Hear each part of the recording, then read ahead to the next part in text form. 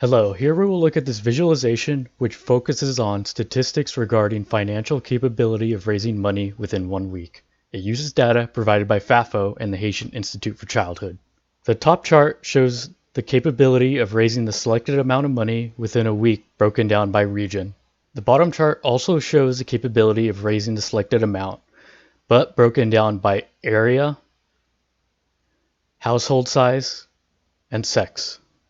The chart on the right shows a breakdown of the selected way of raising money by region as a percent of total respondents that answered with the method selected.